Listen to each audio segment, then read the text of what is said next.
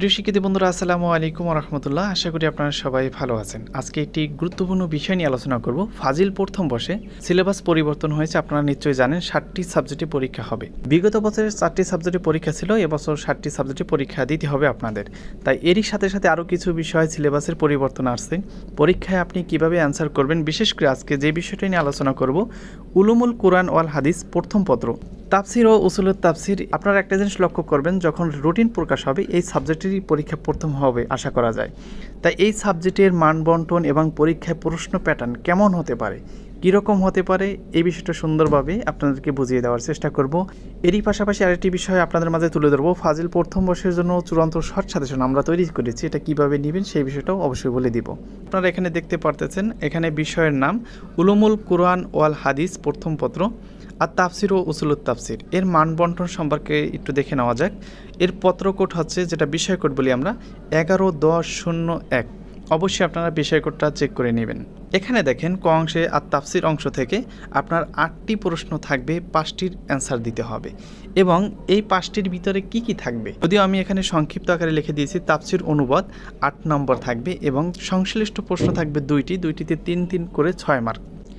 ঠিক এভাবে আপনার 8টি প্রশ্ন থেকে 5টির অ্যান্সার করতে হবে। 14 গুণ 5 আপনার 70 নম্বরে এভাবে অ্যান্সার করতে হবে।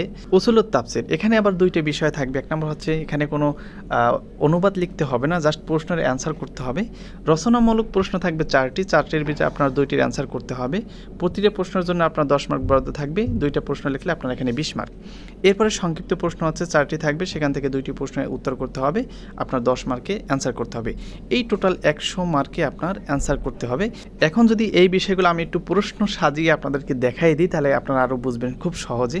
আর এই বিষয়টা যদি আপনি পরীক্ষার আগে এক নজর দেখে যান, আমি মনে করি আপনাদের জন্য অনেক ভালো হবে। কারণ পরীক্ষার হলে বসে প্রশ্ন প্যাটার্নই অনেকে বোঝে না, কীভাবে অ্যান্সার করবে, কি করতে হবে সেটাই বোঝে না। এখানে দেখেন আলিফ নাম্বারে ঠিক আপনার এরকম করে একটি অনুবাদ লেখা থাকবে। এই অনুবাদের কিন্তু আপনার অর্থ লিখতে হবে তাফসির সহকারে। শুধু যদি অনুবাদ লেখেন তাহলে কিন্তু হবে না, তাফসির সহ অনুবাদ করতে হবে। এর জন্য কিন্তু 8 মার্ক বরাদ্দ থাকবে, যেটা আমি আগে বলছিলাম। এই আয়াতের আলোকে নিচে 2টি করে প্রশ্ন দেওয়া আছে। প্রতিটি অনুবাদের নিচে এরকম 2টি প্রশ্ন থাকবে, এখানে দেখতে পারতেছেন আলিফ এবং বা। এখানে যে বিষয়গুলো দেখাচ্ছি এর মানে এই নয় যেগুলো গুরুত্বপূর্ণ সাজেশন, এটা হচ্ছে জাস্ট আপনাদেরকে বোঝানোর জন্য যে প্রশ্ন প্যাটার্ন ঠিক এভাবে আসবে। ঠিক আপনারা প্রথম যে বিষয়টি দেখতে পারতেছেন, এখানে এই অনুবাদ আপনাকে তাফসির সহ অনুবাদ করতে হবে। এরই প্রাসঙ্গিক 2টি করে প্রশ্ন থাকবে, 2টি আপনাকে অ্যান্সার করতে হবে। এভাবে তাফসির সহ অনুবাদ থাকবে 8টির ভিতরে আপনার 5টির অ্যান্সার করতে হবে। মনে করেন আপনি 1 নাম্বার আপনার কমন পড়ছে, আপনি 1 নাম্বার দিবেন। এখানে আরও 8টি থাকবে, 8টির ভিতরে আপনাকে বাছাই করে নিতে হবে। এখানে দেখেন আমি 8টি প্রশ্ন এভাবে সাজিয়েছি। দেখেন প্রতিটা প্রশ্নের সাথে এখানে 2টি করে সংশ্লিষ্ট প্রশ্ন দেওয়া আছে। প্রতিটি তাফসিরের সাথে সংশ্লিষ্ট প্রশ্ন এখানে কিন্তু দেওয়া আছে। ঠিক 8টির ভিতর থেকে যে 5টি আপনি খুব ভালো পারেন, আপনার কমন পড়বে, সেই বিষয়গুলো লিখতে পারবেন। এই হচ্ছে 70 মার্কের তাফসির সহ অনুবাদ এবং হচ্ছে সংশ্লিষ্ট প্রশ্ন। 8টি থেকে আপনার 5টির অ্যান্সার করতে হবে। আশা করি এই বিষয়টা মোটামুটি হলো ক্লিয়ার, বুঝতে পারছেন। এরপরে যে বিষয়টি থাকছে আমরা একটু যদি দেখে দিই, এখানে দেখেন বাঁ অংশে থাকবে আপনার 4টি প্রশ্ন থাকবে, স্ক্রিনে দেখতে পারতেছেন।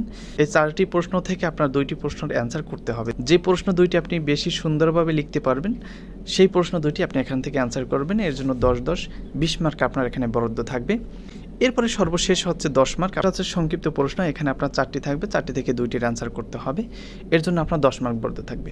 আরেকটি বিষয় অনেকেই প্রশ্ন করছেন যে ভাই এই সাবজেক্টের আমাদের প্রশ্ন কি বাংলায় থাকবে না ঠিক এভাবে আরবিতে থাকবে? আপনার এখানে সব কিছু এভাবে আরবিতেই থাকবে। আপনার আরবিতে অ্যান্সার করতে হবে না বাংলায় অ্যান্সার করতে হবে, সেটিও এখন বোঝার ব্যাপার। আপনি যখন তাফসির সহ অনুবাদ করবেন, এই তাফসির অনুবাদ অবশ্যই বাংলায় লিখবেন। নিচে যে সংশ্লিষ্ট প্রশ্ন থাকবে প্রতিটা তাফসিরের সাথে, সেগুলো আপনারা বাংলায় লিখতে পারেন, কোনো সমস্যা নাই।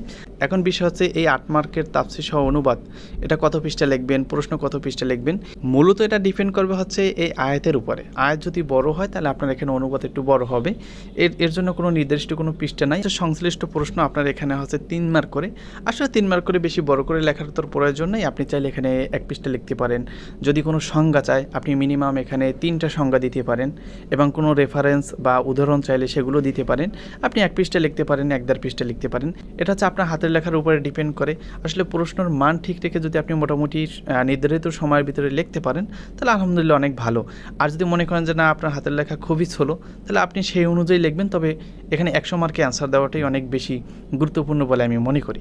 বড় করে লিখলেন কিন্তু অ্যান্সার করলেন 70 মার্কের বা 60 মার্কের, আসলে সেখানে কিন্তু চাহিদা মতো রেজাল্ট আসা সম্ভব না। তাই যে আপনি অল্প অল্প করে লেখেও যদি 100 মার্কে অ্যান্সার করেন সেখানে কিন্তু ভালো একটা রেজাল্ট করা সম্ভব। আর এখানে 10 মার্কের প্রশ্ন কিভাবে লিখবেন, কত পৃষ্ঠা লিখবেন?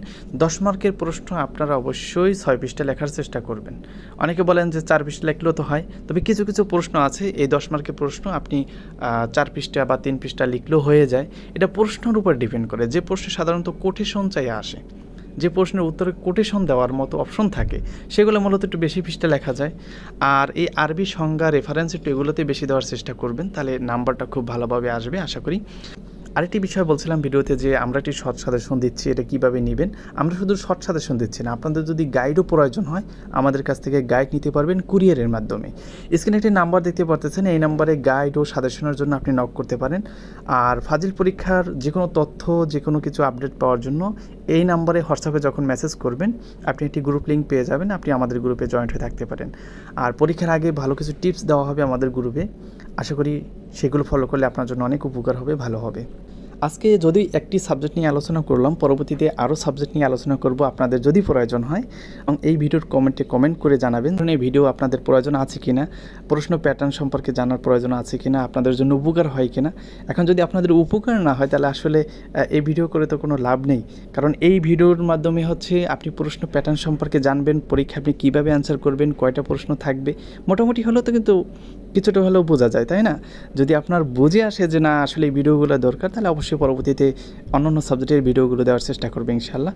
সর্বশেষে আরেকটি রিকোয়েস্ট করতে চাই, আমাদের চ্যানেলটি অবশ্যই সাবস্ক্রাইব করে দিবেন, ভিডিওতে একটা লাইক করে দিবেন, আর অবশ্যই আমাদের হোয়াটসঅ্যাপ গ্রুপে জয়েন থাকবেন। আজকে এই ভিডিওটি পর্যন্ত, সবাই ভালো থাকবেন। আসসালামু আলাইকুম।